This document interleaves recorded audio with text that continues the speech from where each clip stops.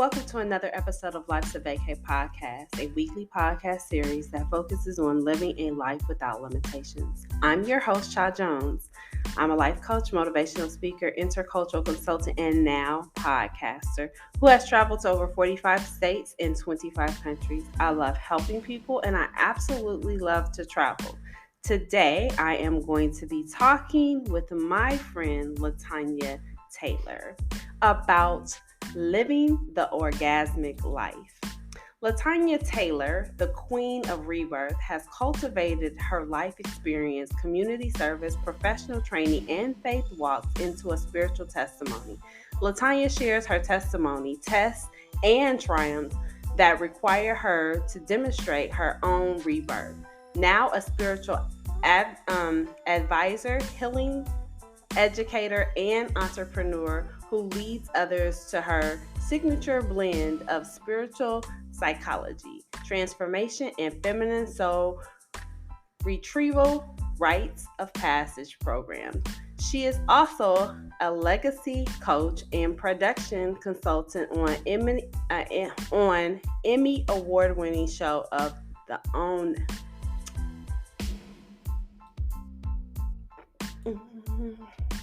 Tonia Taylor, the queen of rebirth, has cultivated her life experience, community service, professional training, and faith walks into a spiritual testimony.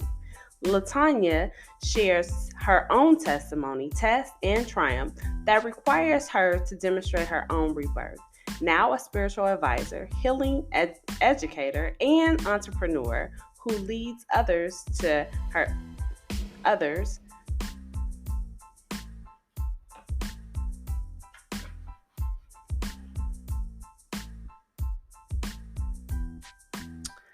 I love helping people and I absolutely love to travel. Today, I am going to be talking with my friend Tonia Taylor about living an orgasmic life. Tonia Taylor is the queen of rebirth, and she has cultivated her life experience, community service, professional training, and faith walks into a spiritual testimony. Tonia shares her own testimony, tests, and triumphs that requires her to demonstrate her own rebirth. Now a spiritual advisor, healing educator, and entrepreneur who leads others to her signature blend of spiritual psychology, transformation, and feminine soul retrieval rites of passage programs. She is also a legacy coach and production consultant on Emmy award-winning show on the OWN network with her mentor, Rev. Dr. Iyanla Vanzant, Fix My Life, where she coaches and produces 1.5 million viewers to breakthrough. Please help me welcome my friend, Tonia Taylor.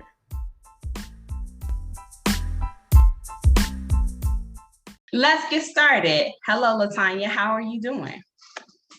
I'm doing great. How are you? I'm wonderful. I always enjoy seeing and hearing you, and all I can think of when I visualize you is purple. It's like purple essence every time I think about you. And I love the purple essence. It's royal. So, and you are very royal. So I am very appreciative that you have joined me today here on Life's a Vacay podcast. So tell me, where are you at these days? Physically, mentally, emotionally. Well, you determine how you want to answer that question. Okay, well, so I've relocated to the South, and I literally think it's one of the best things that ever happened to my life in the last 10 years or so. As you know, I was living in the Washington, D.C. area, then living abroad and returned to D.C. For a pit stop, which ended up being extended before we went to another location abroad. And basically, we weren't sure, we weren't going to settle. We knew we weren't supposed to be there. And I ended up relocating south. So I'm an AT alien now. AT, oh, that don't even sound right. AT alien. Yeah, AT AT alien. alien. I love it. I absolutely love being an alien girl. Girl, go ahead. Well, I am glad you took this opportunity to talk with me today. And we're going to be talking about living an orgasmic life. What does that mean to you? It's kind of the same way that I answered the question, where are you at? It's a mind, body, spirit connection for me. It's the wholeness of like your life matching the inside, and the outside also, or the inside matching the outside, and really just going from one endorphin rush to another. Okay. So when you talk about, let's start with the mind, because the mind controls everything. We manifest our whole entire life through the mindset that we have. So when you are talking to people about orgasmic life, because you've created a whole entire brand around just feminine energy and women walking into their feminine energy and owning that, what does orgasmic life mean when we talk about the mindset of an individual, and how do we create the mindset of an orgasmic life? Well, the first thing that comes to mind is really being open. Just like the body, you have to open your legs, you have to open your heart, open your spirit to even be able to experience the physical orgasm. So when it comes to spiritual, mental, and emotional, it's really not that different. And so, just from, like, for instance, people are always shocked sometimes when I make a move, whether it be a physical move from one location. Most of the time it's a physical move from one location to another. I wouldn't be able to make these moves from one location to another if my mind wasn't open to it. A lot of times we get real fixed with, oh, I can't leave my family. Oh, my children won't adjust. I'm not sure if I'll be able to make a good living. We start with all of the things that could be an issue first, not willing to take the risk, be vulnerable with the call, the curiosity, or the desire. And so I think that mentally it starts with the willingness to be open, and then the willingness also, after you're open, to know and really trust that all will be well. Like the trust that the God inside of you, that I am going to either grow from this or I'm going to thrive in this. Mm, I like that. And so, like I said, when I think of you, I think of purple and the regalness that you have, but I also think of butterflies. And so what you just said just really brings back transformation for me, because I think when you think about the mind, the body, and the spirit all coming to one, it's really like that. The butterfly goes through all these different changes and morphs into such a beautiful thing. So when you think about life being a vacay, how have you coached others and or yourself to really walk in that transformation process and own it? Mm. Yeah, so I do have a bit of a butterfly energy, and as I've gotten older in the last few years, I feel like I've moved into an owl season. And the thing that they have in common are wings. I've always related to wings, and so for women, the first thing that I do is I learn why. Like, I love Maya Angelou's poetry that says, I know why the cage bird sings. And so I think that every woman has to know why she's caged, what caged her first, and then, but also what makes you sing, right? And so I think that's usually where I start. And my brand and my work has definitely changed over the years, but the one common thing that it always has is, what vision do you have for yourself? And are you willing to set yourself free to experience it? Like a lot of times we're too attached to the outcomes. We want guarantees, we want insurance policies. So instead of holding on to whatever the good girl, because see, the good girl tends to want to get the good grades and pass. That's a form of mental conditioning. Mm-hmm. And usually, and if it's not performance anxiety that we're trying to manage about getting it right, being wrong, then a lot of times what we're trying to manage is other people's expectations and feelings about us or who we are. So when you can get through that, then literally you can know that you don't have to be the caged bird. You don't have to have dreams deferred. I have a few dreams that got deferred that, I don't regret that in the end, but for a minute they haunted me. But it took me a minute to be able to even say that out loud, right? And so I think that that's very, very important, is that a woman giving herself permission to say, this is what I really wanted for my life, but this is where I am. And so then the whole conversation becomes, or the whole process, because I do believe in process, and I believe women who have not known a process are usually used to DIY management, which doesn't allow a woman to be vulnerable. And as women, we are naturally inclined to be supported, to be able to lean. And when a woman can't do that, oftentimes she's functioning in her masculine. And so I think just being able to go through those first phases of identification and then vocalization really then begins to shift into a level of vulnerability to start to get closer to vision. Wow. You said a whole lot.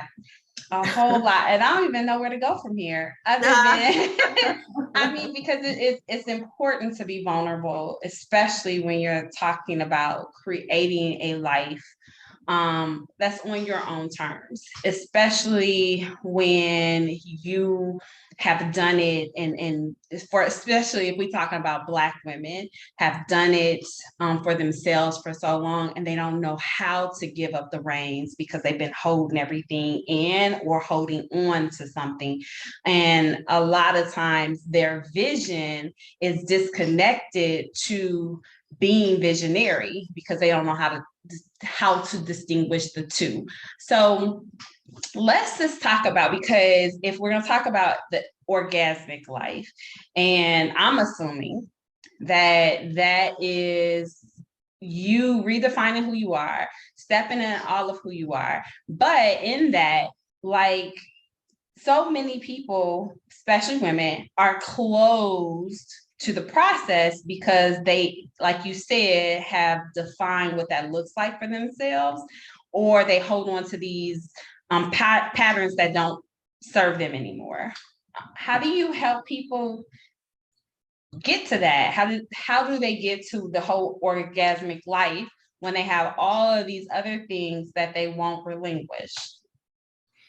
Wow, that's definitely a loaded question. Like, how do you get to that without relinquishing something? To me, that's why, the whole idea of living an orgasmic life is so parallel to having orgasms in your whole body, Mm-hmm.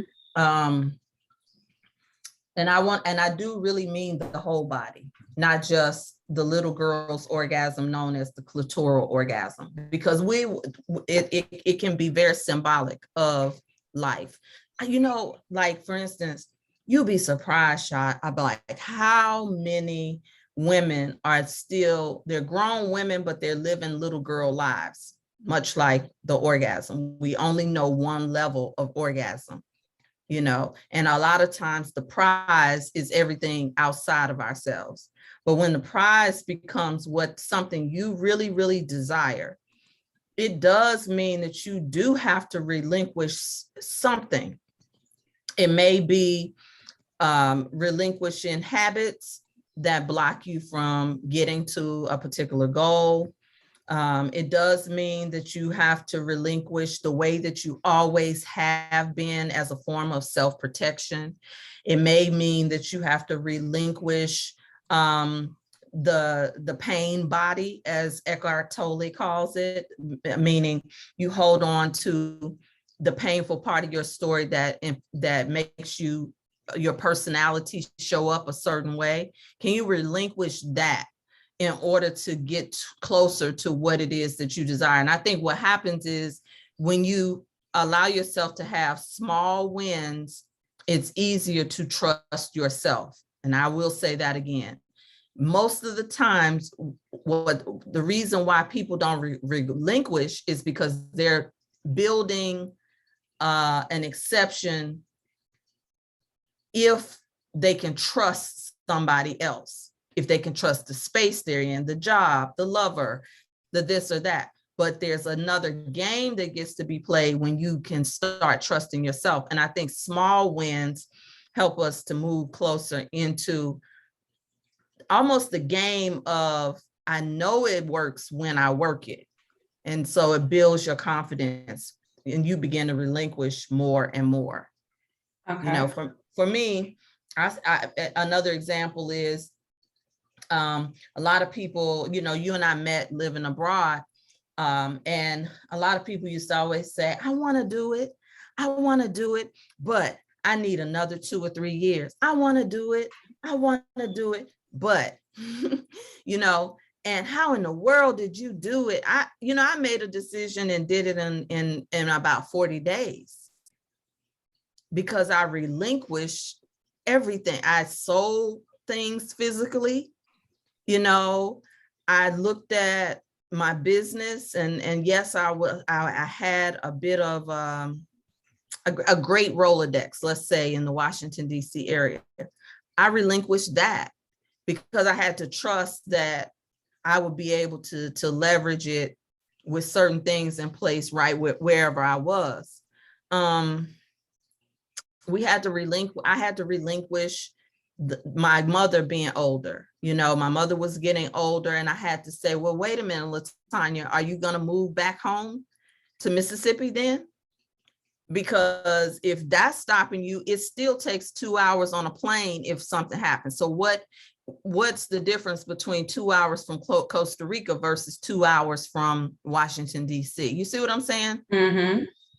So we negotiate with ourselves based on a lot of times other people's limitations, programmed limitations of the culture, shoulding on ourselves. So if you start right there, a lot of them don't even make sense. If we really took them on, it really just doesn't even make sense. Some of the things that we tell ourselves why we can't do certain things.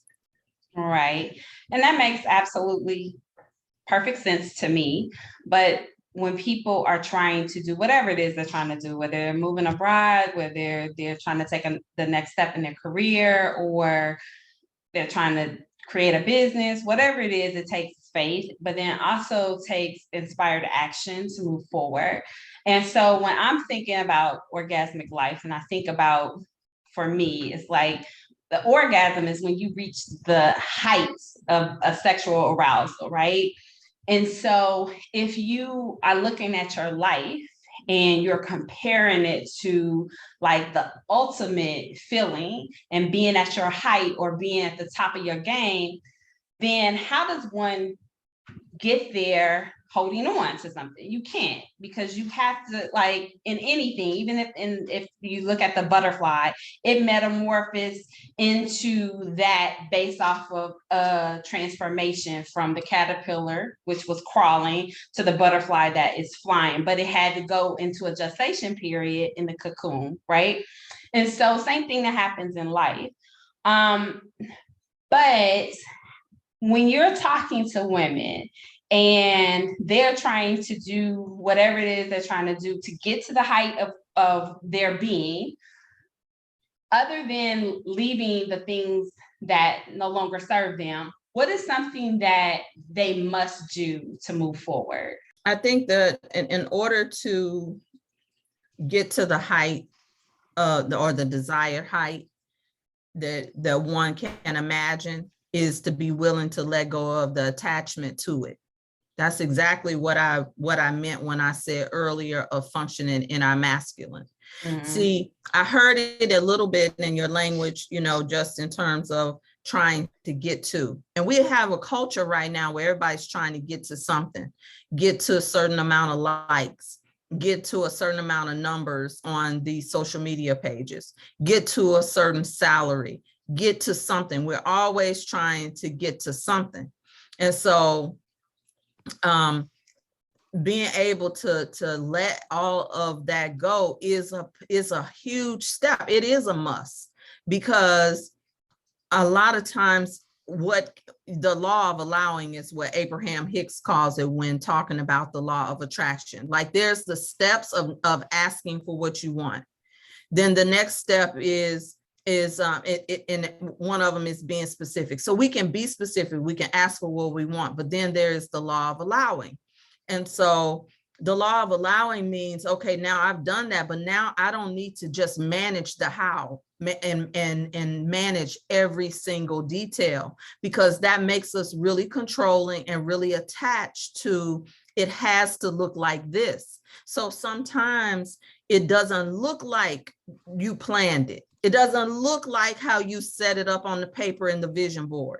And it's easy to miss it. For instance, when we left Costa Rica, we had a promise to be spiritual advisors for a Grammy Award-winning artist to live on a beautiful resort. That wasn't a part of my vision board, but it wasn't something that I had planned. So for me, it was a score. Yet it also did not happen. I literally took the risk. I left some things in Costa Rica. And we on a whim, we said, okay, well, let's go see our families, because we weren't going to try to come backwards and forwards at that time from the Dominican Republic a whole lot. We wanted to enjoy that. And I say we, meaning my husband and I. And that pretty much fell apart because of the political environment, the deal, the money. We were able to name the salaries, write in the salaries, saw the invoices. And we took all the steps to ensure that it was real, right? And it ended up falling apart. And that moment, neither one of us wanted to be in the United States. So it didn't look like we had planned it months prior. It didn't look like what we had ensured. But okay, now what am I going to do? Am I just going to go back to doing what everybody else in hustle culture is doing? Because when I came home, everybody was still on the same page that I left them. Hustle, hustle, hustle, rush, rush, rush, move, move, move, comparison, comparison, comparison. It wasn't interested in any adventures that I had lived before I returned to this area. And we had to make a major choice. And in that moment, I know that it was a divine setup for me to be in the US again, because I was able to connect with one of the most orgasmic career experiences that I never imagined. And that was working on Fix My Life. Okay.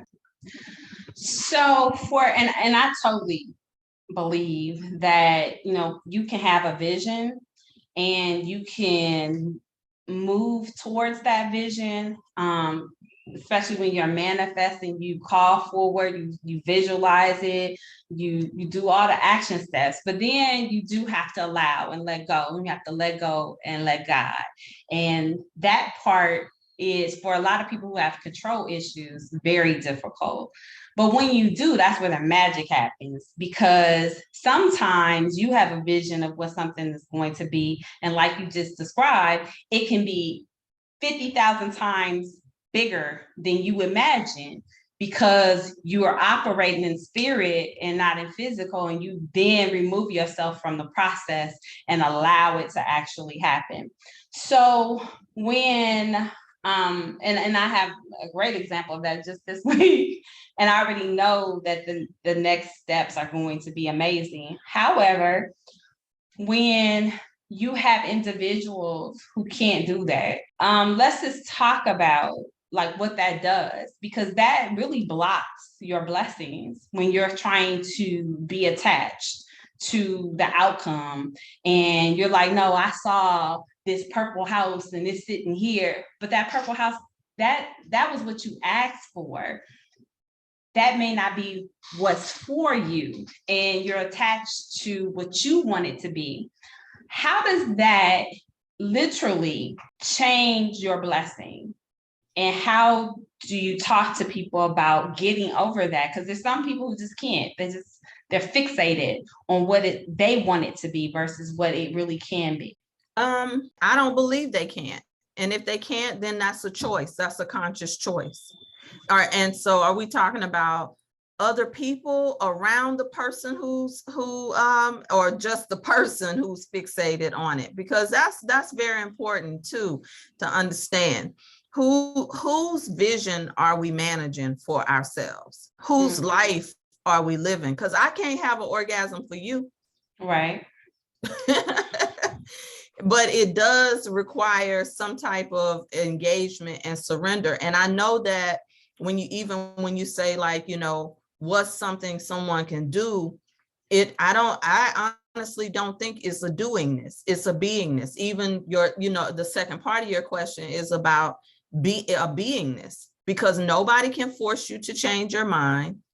You can stay on the cross or you can get down off of it. Stay on the cross and crucify yourself, but at some point you get to choose to rise again.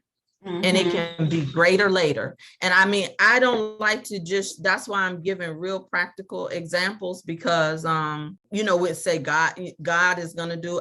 That's why I didn't use that. I literally mean the step is to allow, meaning back up off that thing, focus on something else, shift your energy, or you get to choose. I guess my ultimate answer to that question is, what if you're fixated on it, you get to choose to stay, you get to choose to go, to let it go.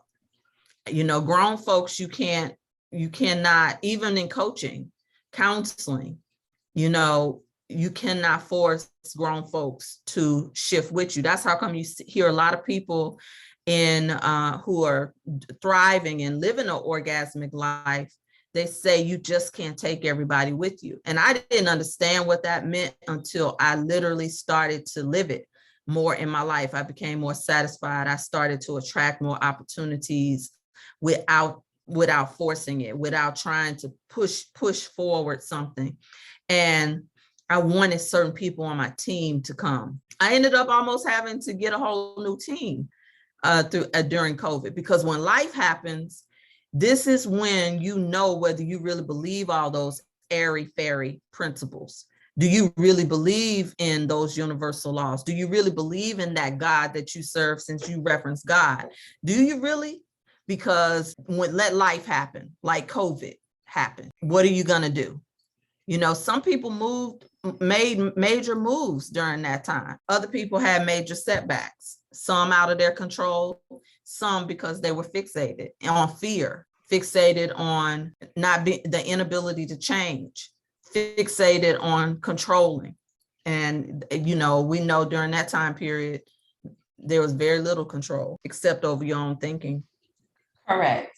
And I definitely believe that. And when I referenced that question, it was really about, because I've noticed a lot of people who don't, and I like the statement, let go and let God, because, or let go, let the universe, but however, or just let go, period.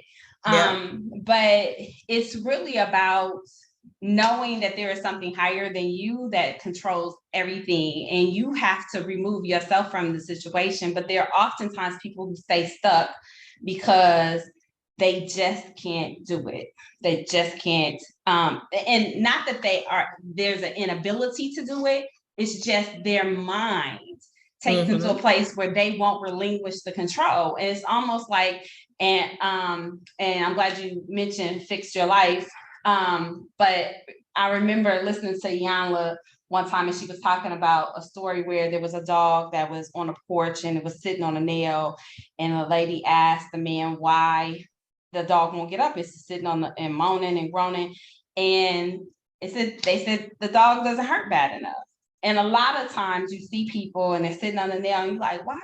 It's simple to you. It's simple, but to that person, they have not had the revelation or whatever they need to move them from that situation. And so they sit on it, where they continue to allow that issue or problem to be, versus doing something or just asking for help or whatever it is that they need to remove themselves from that situation. They continue to be in pain when they don't necessarily have to.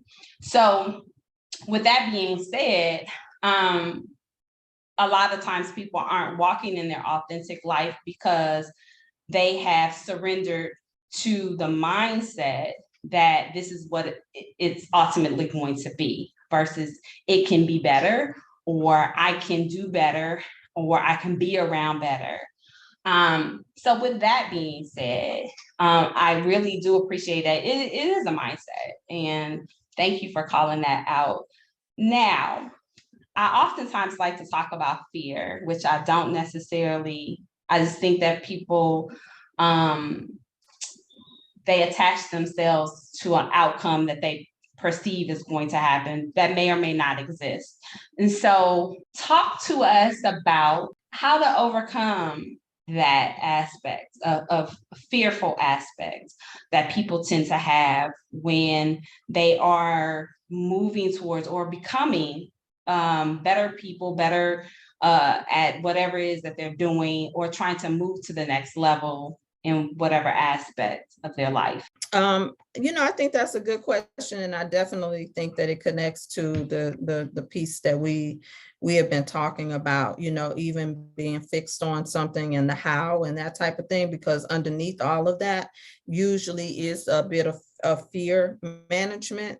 And I've come to learn, even in my own journey, there was time where I definitely was fearful of so many things, but there were also times where I was fearful, but I didn't know that I was fearful. I thought it was something else, because fear takes on many disguises.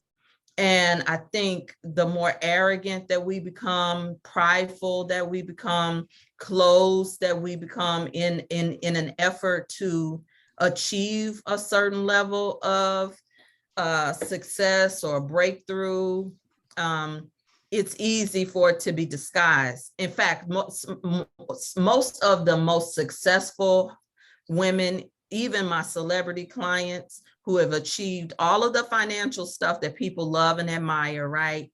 They absolutely have deep embedded fears that drive you. And it's really not healthy, right? And so being able to out those fears, I think it would be some, if I could leave something with your listeners, is being able to out them.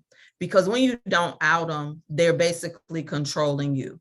So when you begin to out them, then it's like you remove a layer, of that level of control, which allows you then to get to other ones that will reveal themselves, that you can then question, even if you don't have the strength or the tools to question, to out them, then you can begin to question them at the very least. How did you get here? Because some of the fears that I recognized that I had, they weren't all mine. And particularly when we're talking about women, and why I like to make such the connection to pleasure for women in terms of living your best life, is when we talk about the feminine, a lot of the feminine is not just about how you look, how you dress, how you talk, and that type of thing. The feminine is something deeply attractive and but also revealing. And many of us are carrying our mother's water and don't even know it. That's And deep. so when you begin to question certain things, it might not even be yours. Mm-hmm. And the quicker you can recognize, this is not mine, this is grandmama's, this is auntie them, whatever, you can say, okay, wait a minute, I want to make another choice for myself. That's how I see that. Definitely. In short, that's the short answer. Yeah, because fear it's entangled with a whole lot. And oftentimes it is not something that we have a fear of that came from something that we have experienced personally. It's something that somebody else told us we should be fearful of, or we base it off of an experience that we've seen somebody else go through. And so then we then inherit that fear. So definitely. So let's kind of shift the conversation and talk a little bit more about your business and how it has created a life of vacay for you. What are you doing now that is giving you more freedom and flexibility to live on your own terms?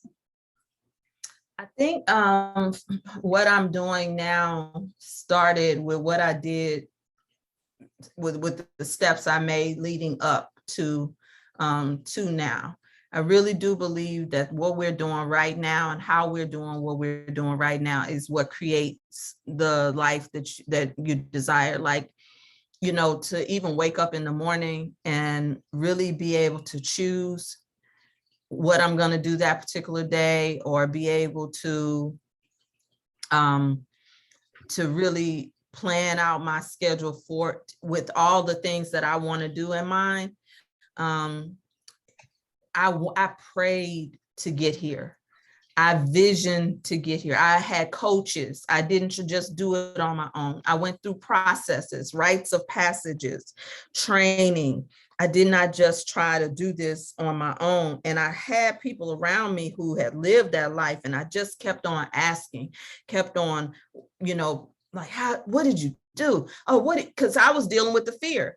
Like everything we're saying, like, it's so connected. You're a wonderful interviewer because you really are just lining it right up. And so I remember the day, and when I remember, that's when all my tools come into play of praise and worship. Now I get so thankful and so grateful. Oh my God, because I remember how afraid I was to let go of a 9-to-5 job. But I would still journal. I would still bring my vision to the processes that I do teach women in a more sacred container.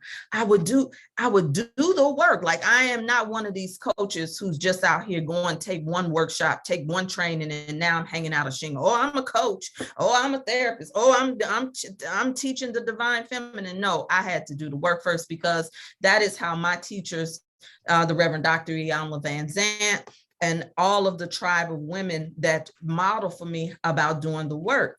And so just being able to be in this space of media, for instance, and really, like, I didn't program that into my plan. I didn't. But now I love it. And I love what I'm doing. And I love the way it's all come together. I love how I went from one genre, one field, and into another, kind of thrown into another. And I will say my mentors, even in media and TV, kind of threw me in, and I had to swim, but I didn't know I could. And I just got off of a project, and I saw, like, oh my God, like, Iyanla's not there on these projects I'm on now. But the way that I experience value and creativity and expression, I did not necessarily know it was going to show up like this. And I still think it's probably going to be something else, because it has wet my whistle in another way. I love it. If I say, I get wetter and wetter every time I get a chance to be more of myself and be more of on purpose, it literally activates. I don't even know if you can hear it coming through in my voice, like just the joy, like when they say this joy that I have, this world didn't give it to me. But there were times I have to be transparent, sis, where I was waiting to be invited to stages. There were times where I wonder why my business wasn't making the numbers that somebody else's was. And I had more skills, more time, more, and I literally had to get to a point where I wasn't going to live for that anymore. And so to be at this place, it can only get sweeter, even if it all stopped today. Like there's an old gospel song, I'll be satisfied. I'll be satisfied. She done got the singing, y'all. Yes, girl. Well, I mean, because that actually brought me to my next question, and you kind of answered it, was the excitement, because you could definitely hear the shifts in you just talking about what it takes to get here, but then talking about living and the being of being here and what excites you most about where you are now. So I just have to ask, like, why are you so excited about this place that you're currently in and the work that you're currently doing? Because life is orgasmic. Who's not excited about orgasmic living? That's why. I mean, it's just it's not a lot of intellectual stuff there, right? It really is like a phenomena. Like I could put it translated in several ways that someone may hear it, to see God's presence show up in my life and in my work. That's one way to say it. But also to be able to be at this phase and season of my life as a woman, and what I've been through. And I'm talking about, when I say what I've been through, I'm talking about the stuff nobody really knows that was happening on the inside of me. To not feel that anymore, the questioning, the self-doubt, to be able to also show up to be of service, genuinely be of service, and see the reward, because this is also a world now where I want to see what I can get from you. I'm gonna show up to see what I can get versus what I can give. And so some of the doors that have opened for me did not come when I was trying to push them open, when I was trying to qualify to be seen, to be liked, to be wanted. And so that is healing of itself. And the relationship that I have with my ancestors, with my sacred and higher purpose, are things that I have been resisting. That's almost like a whole nother part 2 type conversation. But the things that I have been resisting now, I don't resist, because I wasn't even in the right place, in the right industry or genre initially, at first anyway. So to be in my groove and feel it, because you know why? I'm gonna say this real quick and hush my mouth.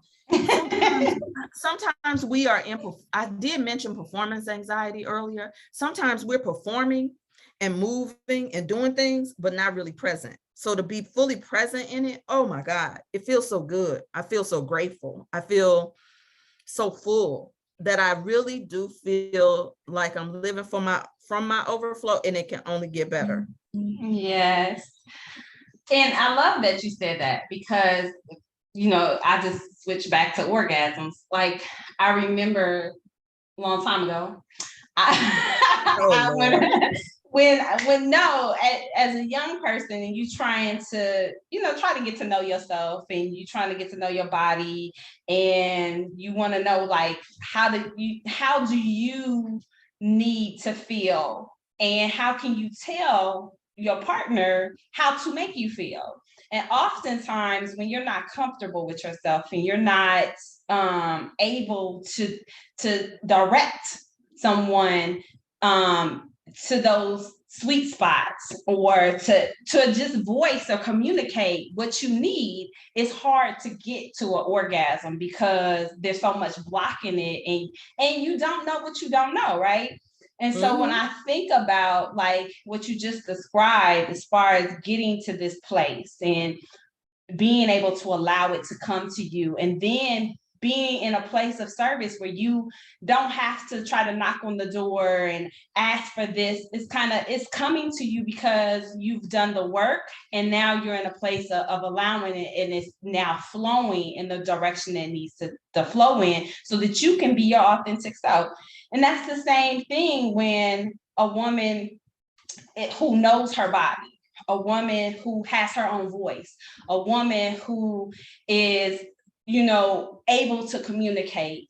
You are now able to allow somebody to come into your space and to be with you and share the presence of. That's how you get to the orgasm. It's not just like, okay, I'm here, let's do this thing, right? It's really about being comfortable in your own skin. And as people evolve and show up as their authentic self, you're able to be in those spaces and to get recognized and to be seen, and to then, when called upon, speak your voice and speak up for yourself. And it seems that you're doing that. So I love it. I love it all. I love it all. I mean, I still am a work in progress, right?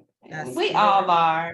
I still am a work in progress, because every new level presents another level of growth and mentorship and submission to being mentored, and a new level of letting go, especially when you've done some things.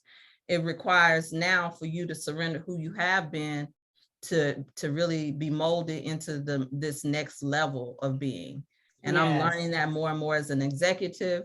And I definitely share that with other lady executives that I work with. For them, it's not even about the accomplishment. I love working with women at the level of, they're not just trying to get somewhere. A lot of the women I work with now have had those orgasmic career life moments, but it's that one thing that keeps showing up. So that's calling for us to look at the lesson, to shift, to grow, to do something different. And every woman has it. So, and every woman can have an orgasmic life if she surrenders to it. Yes. So leave my listeners with 3 nuggets to help encourage them to create this orgasmic life that they desire, or to allow this orgasmic life to show up for them. Okay. The 3 nuggets that I would leave are simple. It's a simple formula called be, do, have. And that is exactly what it says, in that order, as they say, in that order. A lot of times we focus on doing. And being requires another level of everything that we just talked about. And beingness, some of you who are biblical, you know them as fruits of the spirit. Those of you who are more spiritual, you may know them as the 48 laws of Ma'at. It is not just about your performance. It is about your presence. What are you bringing into the room? What presence are you bringing into the room? A lot of us love to talk about what you bring to the table. Well, what energy are you bringing into the room? That's beingness. And then once you are looking at the areas of beingness that you need to embody, not the ones that you are the strongest at, but the beingness that may be your areas of weakness, when you start shifting to that, and you match it with some doing this, with some action steps. What are some of the action steps that stretch you? Not the ones that you're the most proficient in. You use the ones that you're most proficient in to get support around the things that you are not proficient in.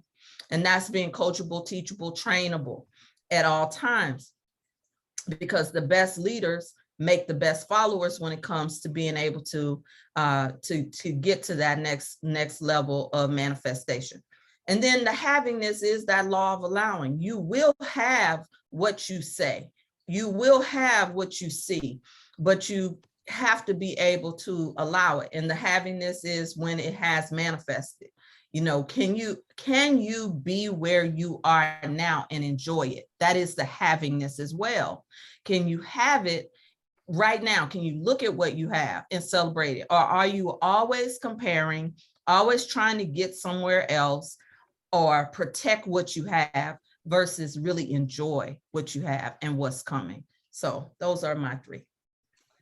Thank you so much. I think that this has been a great conversation, not only for women, but I hope that men can also gather something from what we discussed today, because the principles are still aligned with what they're trying to do as well. So please tell the listeners how they can connect with you and follow you. Oh, sure.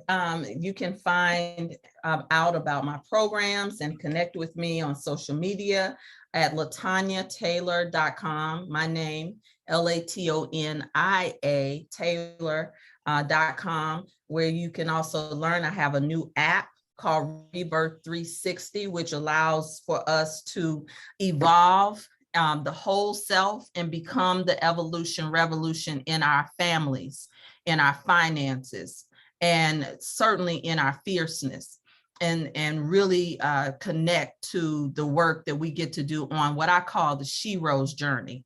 So join the app. It's free to join. It's a private member community should you choose to join that and begin your own She Rose journey. And please connect with me on Instagram at Tonia Taylor Media. I'm also on LinkedIn as Tonia Taylor, the Rev Coach, and also on Facebook. Thank you again. That brings us to the end of this episode of Life's a Vacay. I want to say thank you to Miss Tonia Taylor, Miss Rebirth Coach, or a Rev. I need to put Rev there because she's all that. So check her out. She's already giving you the ways to connect with her, and make sure that you do so. We hope that you got something from the Orgasmic Life, because you owe it to yourself to really truly live your orgasmic life. And I hope that you found something beneficial from our conversation today. As always, thank you for listening to Life's a Vacay. And again, remember, life is